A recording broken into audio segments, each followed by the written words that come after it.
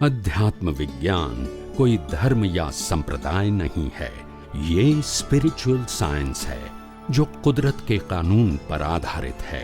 ये विज्ञान पूरे ब्रह्मांड के सभी रहस्यों को उजागर करता है और जीवन के सभी पहलुओं को समझने के लिए एक नई दृष्टि देता है।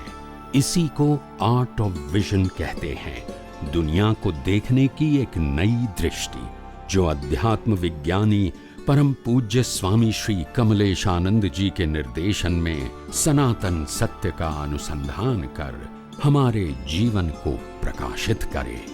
जय सच्चिदानंद।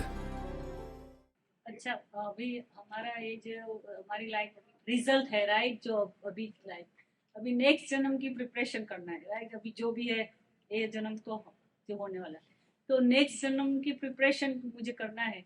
तो आपने बताया कि मोक्ष मार्ग के लायक सहायक संयोग चाहिए, सही है। तो मैंने आप पहले भी एक क्वेश्चन पूछा है, लेकिन मैं सेटिस्फेक्शन नहीं, इसलिए मैं फिर से पूछ रही हूँ कि मुझे ऐसा है कि नेक्स्ट जन्म में ऐसा मिस लग्जरियस भौतिक सुख नहीं चाहिए मुझे मेहनत भी इतना नहीं करना चाहिए कि मेरा अभी जो है कि उसमें काम में ही चला जाता है, तो मुझे आत्मा का टाइम इतना नहीं है। अभी my next life I want उसमें 90% टाइम ऐसा होना चाहिए कि मैं मेरा आत्मा का करूं, ऐसा मेरा भाव है, और 10% मुझे खाली मेरी देह के लिए जॉब चाहिए। तो अभी आप बोलते हैं कि मोक्ष मार्ग के लिए लायक संयोग चाहिए, तो उसमें मुझे मेरी जरूरत होगी, मुझे किसी से मांगना भी नहीं है, वो भी मेरा एक अभी नेचर है, पहले से ही है, और मांगना नहीं पड़ा है, कुदरत की दया है ऐसा।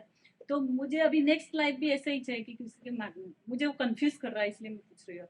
तो बस उसमें सारा आ जाएगा मेरी रिक्वायरमेंट, मुझे क्योंकि पछतावा नहीं होना चाहिए कि अभी टेंडर भर रही हूँ तो अच्छा ही भरूँ मैं टेंडर, वैसा मुझे भाव होता है। तो मुझे बताओ कि क्या ऐसा टेंडर भरूँ कि मुझे नेक्स्ट लाइफ मेरे आत्मा का भी हो सके और मुझे वो देह के लिए किसी के पास मुझे मांगना भी नहीं, वो भी मुझे चाहिए। सबसे पहली बात यह है कि मन वचन काया की कोई भी अवस्था हमारे केवल दर्शन केवल ज्ञान से बाधक नहीं है, और वो बीच में भी नहीं आती।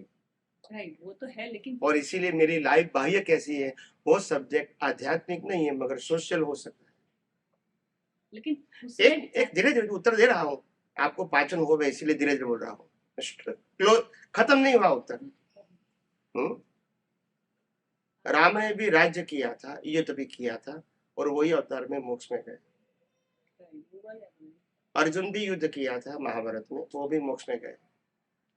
और ऐसे बहुत सारे जैन धर्म में तीर्थंकर भगवान होते हैं जो सभी राजकुमार होते हैं।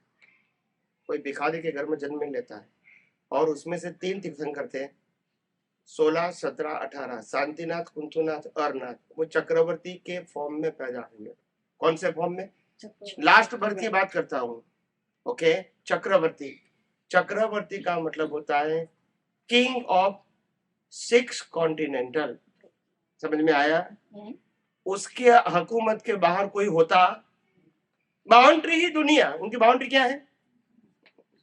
एक ही पासपोर्ट, हालांकि पासपोर्ट की जरूरत दुनिया ही एक है, तो फिर क्या मतलब है? रूल्स भी एक ही है।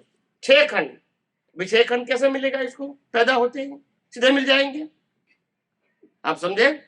कि तो कितना युद्ध किया होगा, साम दाम दंड भेद, हजारों रानियां, हजारों बच्चे, और पूरी दुनिया की संपत्ति उनकी संपत्ति है।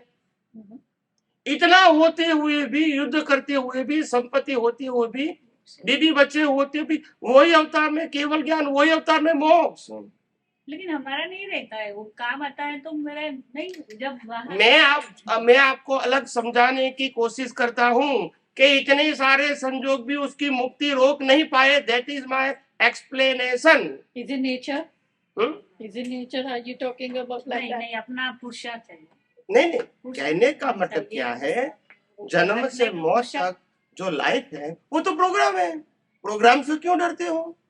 कैसा भी है, अच्छा है या बुरा है, जो हमारा प्रोग्राम इम्पोर्टेंट नहीं है, हमारा ज्ञान दर्शन इम्पोर्टेंट है। हम अवस्थाओं में अपने आप में रहकर मन वचन काया की सभी अवस्था और 5 इंद्रियों से अनुभवती पूरी सृष्टि को क्या हम कुदरती रचना देख सकते हैं?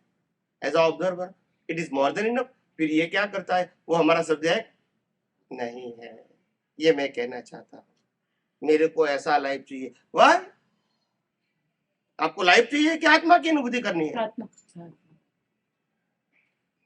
आप समझे ना? तो पहले सब्जेक्ट चेंज करो। जो धार्मिक या सामाजिक सब्जेक्ट है वो आध्यात्मिक, आध्यात्म के अंदर you have to follow the universal truth science. और धर्म में और समाज में क्या होता है? You follow the religious and relative truth. तो दोनों सब्जेक्ट क्या हो गए? तो यहाँ का सब्जेक्ट यहाँ नहीं है और यहाँ का वहां नहीं है, और ये दोनों खिचड़ी करते हैं तभी तकलीफ होता है, बेडसेर हो जाती है। आप समझिए? तो अभी क्या पुरुषार्थ करना चाहिए मुझे? वही तो मैंने कहा, प्रैक्टिस ओनली, वही तो मैंने कहा, ओनली प्रैक्टिस दैट्स ऑल। अगर भाव करना है तो एक ही भाव करो, हे अंतर्यामी परमात्मा, मेरे को मोक्ष मार्ग के लिए लायक और सहायक प्राप्त हो, प्राप्त हो, प्राप्त हो। नंबर 1। और दूसरा पुरुषार्थ करना है हर अवस्था में शुद्धात्मा में रह के मन वचन काया और पूरे ब्रह्मांड की सभी अवस्थाओं को कुदरती रचना देखो। एक दर्शन, एक ज्ञान, खत्म हो गई बात। इससे बढ़िया ज्ञान कौन सा हो सकता है? और इससे सिंपल ज्ञान कौन सा हो सकता है? मोक्ष मार्ग के लिए लायक सहायक संयोग बोला, वो भी तो वो मांगा ही ना हम आत्मा। मैंने कहा ना, मांगना है तो नॉट कंपल्सरी। अच्छा, आप सुनते नहीं, तकलीफ ये है। मैंने कहा मांगना है तो ये मांगो, बाकी ये ज्ञान दर्शन का उपयोग is more than enough for मोक्ष। ओके, मगर आपको है ना, मेरे को ये मांगना है, ये मांगना है, तुमने अपना ये मांगो, अच्छा है। आपको ऑप्शन दिया, क्या दिया? Not compulsory. कंपल्सरी तो ज्ञान और दर्शन जो सम्यक है उसके उपयोग में रहो हर अवस्था। That is important thing. और कुछ मांगने की जरूरत नहीं है। बाकी जो भी देंगे वो कुदरत देंगे। जो भी कर्म होगा, जो कर्म हो गए होंगे अज्ञानता के वश, अजागृति के वश, उसका तो सफरिंग होगा ही। और अब हम जो प्रार्थना करवाते हैं ना, आप लास्ट में जो अंतर है, आज करवाऊंगा या तो उसमें आप अभी जो बताया ना आपने कि जो भाव मन यहाँ पे है और मूल आत्मा जो अपना, तो वैसा कर सकते हैं हम लोग। जब आप प्रार्थना बुलाओ तब हम कि जो भाव मन है, जो प्रतिष्ठित आत्मा है, उसको मूल आत्मा के साथ मर्ज होना, यानी उसके रूप में बनना है। तो वो ऐसा दिखाई दे तो ऐसे कैसे प्रार्थना करने का? जब प्रार्थना करवाओ तभी ऐसा सोच सकते हैं कि यहाँ मेरा जो प्रतिष्ठित आत्मा है उसको लाइव जो मूल आत्मा के साथ जैसा बनना है, इसीलिए ये प्रार्थना इसको संबोध रहा है। राइट? मेरी बात समझ में आ गया? तुम एक्सप्लेन नहीं कर पाते, मैं समझ जाता हूं। लेकिन मैं ऐसा नहीं एक्सप्लेन करोगे तो भी समझ जाओगे। इसलिए वो मूल ऐसा देख सकते हैं कि ये वाला इसको प्रार्थना कर रहा है, इसलिए आप स्वामी जी है, हम लोग बच्चे। ये वाला इसको प्रार्थना कर रहा है। Don't create the confusion. मैं एक्सप्लेन कर दूं, चलो आप कंफ्यूज हो जाओगे। देखो सिंपल बात ये है, कल मैं एक्सप्लेन करूंगा डिटेल में। 3 चीजें समझना जरूरी है, आत्मा, प्रतिष्ठित आत्मा और प्रकृति। ये तीनों का जब डिवाइड हो जाएगा तो आपको मालूम हो जाएगा प्रकृति का काम कर्मों की भुगतान का साधन है, प्रतिष्ठित आत्मा का काम पुरुषार्थ करना है और मूल आत्मा कैटालिस्ट है। कल मैं डिटेल में समझाऊंगा, फिर आपको मालूम हो जाएगा किसको पुरुषार्थ करना है। आप समझे? मगर अभी तक हमने ये इस प्रकार से डिवीजन के रूप में नहीं सुना है, शब्दों के रूप में सुना है। ये कंफ्यूजन नहीं, मैंने सुना है आपका सुनने, लेकिन मेरा क्वेश्चन ये है कि जब हम प्रार्थना करें तभी ऐसा लगा सकते हैं कि ये जो प्रतिष्ठित आत्मा है वो मूल आत्मा को प्रार्थना कर रहा है कि मुझे आपके जैसा बनना है। किसको बनना है?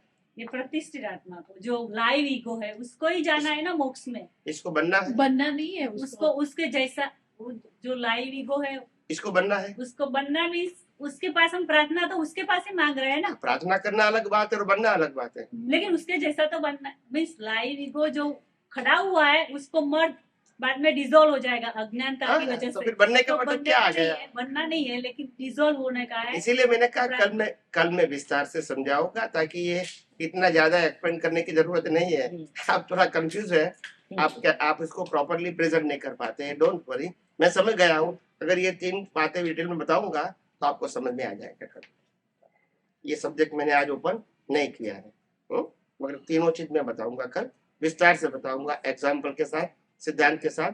धीरे धीरे आपको एग्जैक्टली समझ में आ जाएगा। मैंने कहा ये कोई बात ऐसी है कि ज्यादातर बातें समझ में आ जाती है, एक दो बात नहीं भी समझ में आ जाती। ऐसा हो सकता है। मुझे समझ में है, लेकिन जब प्रार्थना करते हैं तब हम रख सकते हैं, ऐसा है मेरा प्रश्न ये। यही बात है ना कि प्रार्थना करने वाला कौन है? आत्मा है। प्रकृति के माध्यम से तो प्रकृति किसकी है? प्रकृति तो ये है, वही प्रकृति नहीं, किसकी है? अपनी जो है खड़ी हुई है, भी नेचर से, वो मैंने कहा कि नेचर की है। प्रकृति का क्रिएटर, ऑपरेटर, वो सब नेचर है।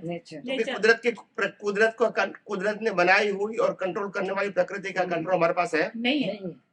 तो फिर क्यों ऐसा बोलते हो? नहीं, प्रकृति करती है ना, जब आप भले जो करती है वो, मगर कुदरती रचना है। हम कुछ डिस्टर्बेंस नहीं तो भाव अलग, मतलब आपने क्या किया, ये भाषा को और भाव को जोड़ दिया, ये पजल हो गया। इनका रोल अलग है और प्रतिष्ठित आत्मा रोल अलग है। अगर वो वरिस हो गई, आंखें बंद करके भी भाव कर सकती है। They don't require the exercise of physical body, तो इसको जोड़ने की जरूरत नहीं है। बिना स्पीच भी और बिना एक्शन भी हम भाव कर सकते हैं। भाव करने के लिए मन वचन काया की एक्शन होना जरूरी नहीं है। एक्शन के साथ भी कर सकते हैं और विदाउट एक्शन भी कर सकते हैं, डिपेंड ऑन योर ज्ञान एंड दर्शन। ये जो शरीर है, ये दुनिया में 4 कैटेगरीज की बॉडी है, जिसको कहते हैं स्वस्तिक। क्या बोलते हैं? स्वस्तिक। वो 4 गति का सिंबल है, और जो लोग 4 गति में से छूटना चाहते हैं, इसको सेंटर में आना पड़ेगा। Centre is a soul and swastik is a गति। गति समझते हैं ना? मनुष्य गति, तिर्यंच यानी पशु योनि, नर गति और देव गति। और जिसको सेंटर में आओ, सेंटर का मतलब सोल और गति का मतलब अवस्था। अवस्था में घूमना वो गति है, सेंटर में आना उसका नाम है मुक्ति का मार्ग। तो चारों प्रकार का जो बॉडीज है, देवलोक, नरकलोक, पशुलोक और मनुष्य लोक, ये चारों लोक की बॉडी कुदरत ही तय करती है और देती भी। अगर मेरा कर्म ह्यूमैनिटी वाला है तो मेरे को मनुष्य गति की बॉडी मिलेगी और कर्म की भुगतान ये बॉडी से होगा। अगर मेरा कर्म एनिमलिस्टिक यानी बासवता वाला है तो मेरे को पशु योनि का बॉडी कुदरत देगी और पशु योनि में मैं कर्मों की भुगतान करूंगा।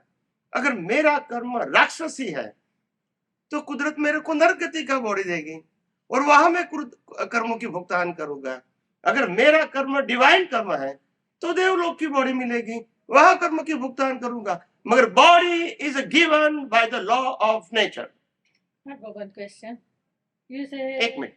तो इसीलिए बॉडी हम है और हमारी चॉइस है और हमारा मैनेजमेंट है, वो कभी हो सकता नहीं है। ठीक है?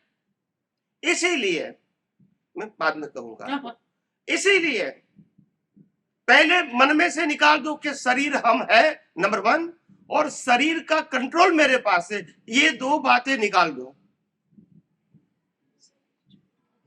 आपके पास कुदरत ने श्वास लेने की भी फ्रीडम नहीं दिया है। अगर कुदरत ने आपको दिया होता तो रात को सो नहीं पाते। बोलते नहीं है। आपको मानना पड़ेगा कि मैं श्वास नहीं ले रहा हूं। अगर मैं लेता तो रात को सो बोलते नहीं है। सही है, भूल जाते हैं, लेते ही। अगर मैं अनकॉन्शियस हो गया तो मरना ही है, फिर श्वास कौन लेगा? मगर मैं लेता नहीं। मेरे आयुष्य कर्म के मुताबिक मेरे को श्वास लेना ही पड़ेगा। मैं जागू या सो जाऊं, मैं कॉन्शियस हूं या अनकॉन्शियस हूं। आप सबको मालूम है कि हॉस्पिटल के अंदर बहुत सारे अनकॉन्शियस लोग भी जीते हैं। यस और नो? क्या वो अपनी मर्जी से श्वास लेते हैं? तो फिर जीते क्यों हैं? क्योंकि तो हम तो मानते हैं कि हम श्वास लेते हैं। ये सब भ्रांति है। न हम शरीर है और न ही शरीर को चलाने की फ्रीडम कुदरत ने हमको दिया है। हम जन्म लेते हैं तो माँ बाप भी सिलेक्ट नहीं कर सकते, हाँ या ना? नहीं कर सकते। हम जन्म लेते हैं तो प्लेस का भी सिलेक्शन नहीं कर सकते, भाई बहन का सिलेक्शन, और पैदा होते हैं धर्म मिलता है वो भी हमारा सिलेक्शन नहीं होता है। यस और नो? बताओ, where we are and where is our freedom? जहां कोई चॉइस ही नहीं है वो फ्रीडम है? न बॉडी में फ्रीडम, न बॉडी चलाने की फ्रीडम, न माता पिता भाई बहन धर्म घर में फ्रीडम, और जन्म के साथ जो सुख दुख के संजोग आते उसमें भी फ्रीडम नहीं है। राम को भी बिना इच्छा वनवास जाना पड़ा, बोलते नहीं है? सही है। उनकी बिना इच्छा सीता को ले गए कि उनकी इच्छा थी, और उनकी मर्जी ना होती हुए भी रावण के साथ युद्ध करना पड़ा। यस और नो? यस। कृष्ण भगवान ने बहुत समझाने की कोशिश किया कि 5 गांव भी दे दो तो भी युद्ध रुक जाता। मगर ये तो होना ही था, जो महाभारत निश्चित था। क्या करें, इसमें कृष्ण भी क्या कर सकते? समझ में आता है? क्या करेंगे? युद्ध करना ही पड़ा। यहाँ रावण की फैमिली खत्म हो गई, यहाँ कौरवों की फैमिली खत्म हो गई। यस और नो? राम भी रावण को समझाने में फेल हुए। यस और नो? और कृष्ण भगवान दुर्योधन को समझाने में फेल हुए, और महावीर घोषालक को समझाने में फेल हुए। समझ में आया? राम को 14 वर्ष वनवास, पांडवों को 12 वर्ष वनवास, और भगवान महावीर को 42 साल का वनवास। बोलते नहीं है? ये चॉइस थी, ये पसंदगी थी कि कंपलसरी था? और हम मानते हैं हमारा जीवन हमारी चॉइस वाला है। यही तो अज्ञानता है। यस और नो? हमारे गुजराती में कहा था, हूं करो एज अज्ञान। आप क्या कर सकते हैं वो तो बताइए। न बॉडी आपका है, न बॉडी का ऑपरेशन आपका है, न श्वास लेने की फ्रीडम आपकी है, न कर्मों की भुगतान आप बनाते हैं, संजोग बनाता है। Body is a sufferer, they are not creator of the circumstances. ये शरीर संजोग बनाता है सुख दुख का, वो तो सफरर है। समझ में आया? लास्ट में श्वास बंद भी कुदरती करती है, हमारे पास चॉइस नहीं। मगर हम क्या मानते हैं? देखो कितना अभिमान, कितना अहंकार और कितना अज्ञान। हमारा कुछ भी नहीं है फिर बोलता हमारा सब कुछ है। कई लोग कहते कि स्वामी जी इतनी मेहनत से हमने परिवार को बनाया है, सजाया है, इतनी मेहनत से हमने पैसा कमाया है, बंगला बनाया है, मोटर गाड़ी बनाया है, बिजनेस बनाया है, पैसा में बैंक बैलेंस बनाया है, गोल्ड डायमंड सिल्वर लाए हैं, मेहनत से लाए। आप कैसे कहोगे कि हमारा नहीं है? तो मैंने कहा चलो मैं मान लूं कि आपका है, ठीक है, फिर आप कहोगे मैं साथ में लेकर जाऊंगा तो मैं मानूंगा। बोलते नहीं है? नहीं ले जा सकते। ले जाते भी नहीं, और मेरा भी है, दो हो सकता है। बोलते नहीं है? कैशियर को पूछो, you count the money, you cannot take away. बोलते नहीं है? यस और नो? हम भी दुनिया में जो भी अपने पुण्य के आधार से जो कुछ भी मिलता है इसका यूज कर सकते हैं। Carry on? नहीं कर सकते। यस और नो?